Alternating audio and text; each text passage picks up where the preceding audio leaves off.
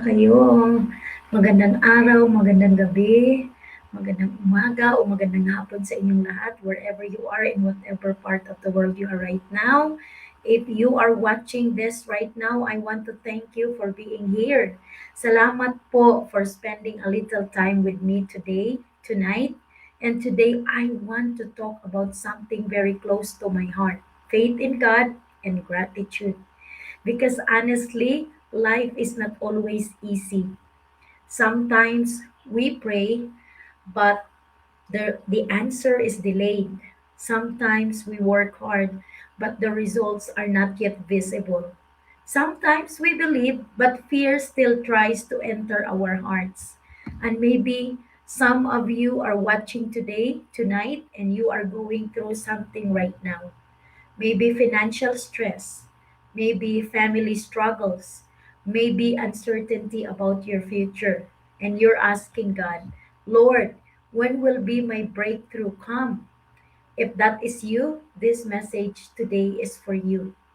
Let me share something personal, and many of you know I am a teacher. I have worked many years in education from the Philippines to here in the United States. Teaching is a beautiful profession, I know that. But let me be honest, sometimes the salary is just enough to pay the bills, bills, mortgage, groceries, responsibilities. And as a mom, as a wife, as a provider, sometimes I would ask God, Lord, is this all there is? Not because I am ungrateful, but because deep in my heart, I want to give more to my family. I want to help my children more. I want to experience more freedom.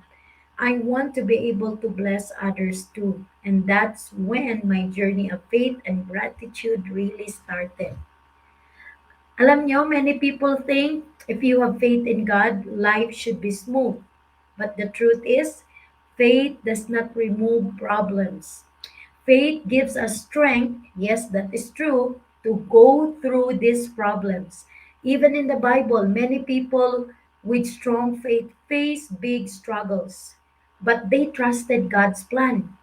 Sometimes God allows challenges in our life because He is preparing us for something bigger. Sometimes the delay is not denial, sometimes the waiting is preparation. And I truly believe that. Let me talk especially to the women watching right now. Maybe you are a working mom, maybe you are over 40 like me, maybe your children are growing up, maybe they are teenagers already, and sometimes you sit quietly and think, have I done enough? Will my future be secure? Will I still have opportunities? Maybe you are tired of working hard but still feeling stuck. Maybe you feel like you are always giving to everyone else, but no one pours back into you. And sometimes you just whisper to God, Lord, help me. If that is you, I want you to know this today, tonight. God sees your heart, He sees your sacrifices, He sees the prayers you cry at night. Nothing is wasted in God's plan. Now let's talk about gratitude. Gratitude is very powerful. When we focus only on our problems, life feels heavy. But when we focus on blessings, life feels lighter. Let me ask you something right now. What are you grateful for today? Maybe you woke up this morning. Maybe you have food to eat. You have children who love you, and you have a roof over your head. Those are blessings, very big blessings. Sometimes we are so focused on what we don't have and that we forget the miracles we already have. Even the small things are blessings, your health, your family, your ability to work. Those are gifts from God. For me personally, I am grateful for many things. I am grateful for my family, for my husband, for my kids. They are my greatest one. Everything I do, every day I show up is because I want to provide more for them. I am grateful for the opportunities that the Lord has placed in my life. Even this journey in digital business, I believe the Lord opened that door because through it, I am learning how to work smarter. I am learning new skills. I am meeting amazing people. Kagaya na lang kagabi, na-interview namin bilang special guest namin si Coach Gina Dimitrov. Grabe, napaka-inspiring ng aming kwentuhan. Napakarami niyang shinare about the Lord, kung paano nabago ang buhay niya, na ginawa siyang instrumento ng Diyos para matulungan din ng iba, ma-inspire ang ibang tao na magkaroon ng tiwala sa Diyos, na hindi mawawala ang tiwala sa sarili nila at tiwala nila sa Diyos. So I really learned a lot last night. Tapos thank you so much Coach Gina. Alam mo, napakarami mong ginagawa and you are really a very busy leader. Ano yan si Coach Gina? First Filipina na nag-join sa digital business. All over the world itong pinag-uusapan natin ha. Siya ang the first. Tsaka grabe ang kanyang success sa buhay. It is a result of faith and gratitude ang kanyang buhay. So nakaka-inspire lang talaga. I feel blessed last night at saka I feel blessed. I feel just my faith in God. I was energized I was inspired by her stories. So, di ba, minsan ang Panginoon gagamit niya ng ibang tao, instrumento para magsalita sa iyo. Hindi niya direktang sasabihin sa iyo, pero gagamit siya ng ibang tao para yun ang magsasalita in His behalf. So, yun yung nangyari sa amin kagabi. So, we were really inspired. Ako, si Ate Marie, si Sis Del, si Sis Divina, si Sis Vanessa. Very, hindi mapapantayan, very priceless ang aming natutunan kay Coach Gina. Grabe. Ibang level of success, full of faith in God and full of gratitude. You know, ako naman, I am grateful for every step of the journey, even the slow progress, even the lessons, even the challenges, because those things grow us. Here is something important I learned. Faith is powerful, but faith also requires action. We pray, but we must also move. We believe, but we must also take steps. God opened doors, but we must walk through them. Sometimes the blessing we are praying for is on the other side of courage. Maybe courage to start something new.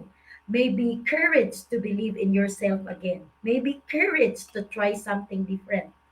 Faith says, God, I trust you even when I cannot see the whole path. Kasi you just need to believe me. I believe even if that something did not happen yet, I believe because I have faith. I have faith in God, I have faith in myself, and I have faith to those good people that are used by the Lord. So if you are watching today and maybe you feel tired, maybe discouraged, maybe uncertain, I want to encourage you. Do not give up. Your story is not finished. God is still writing your story. Your breakthrough could be closer than you think.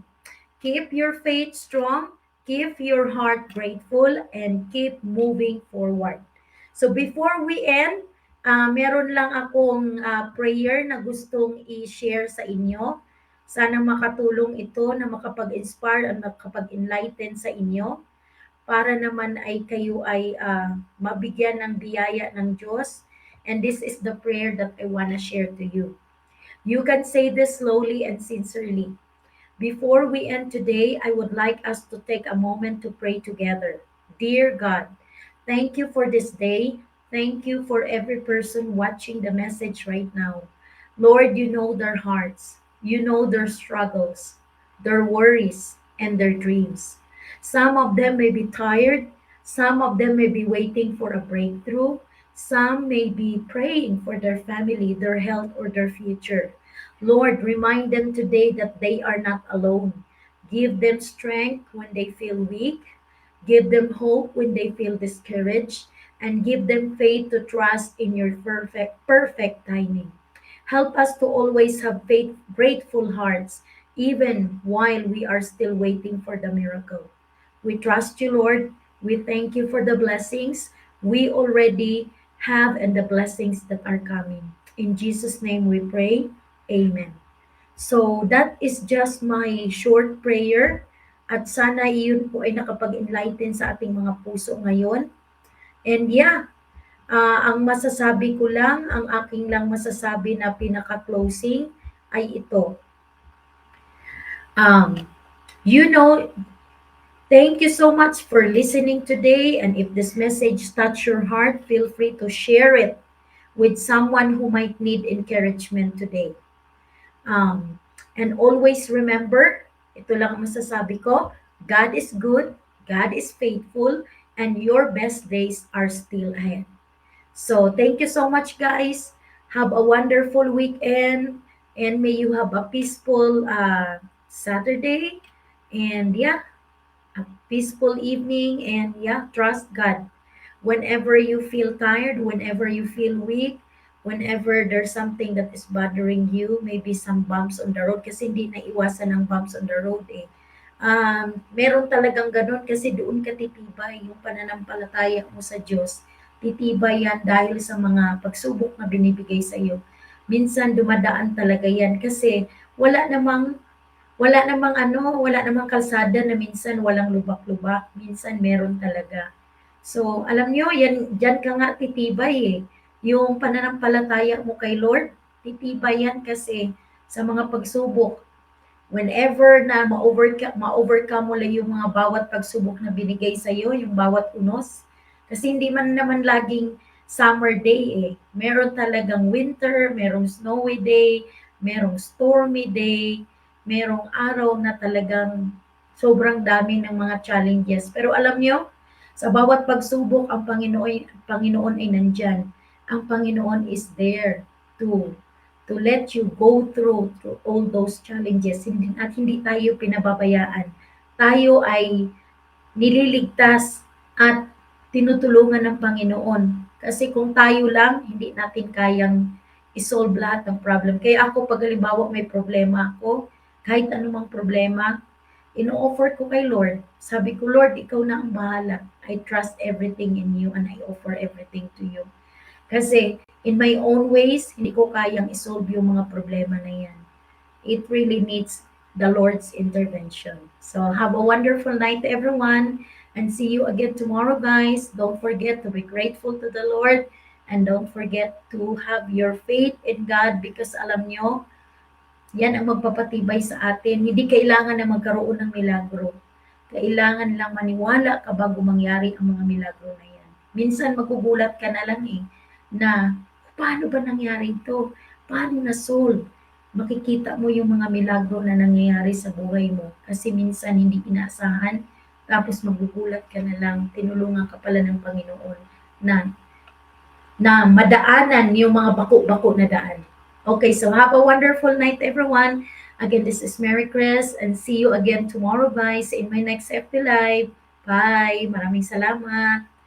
God bless us all. More blessings.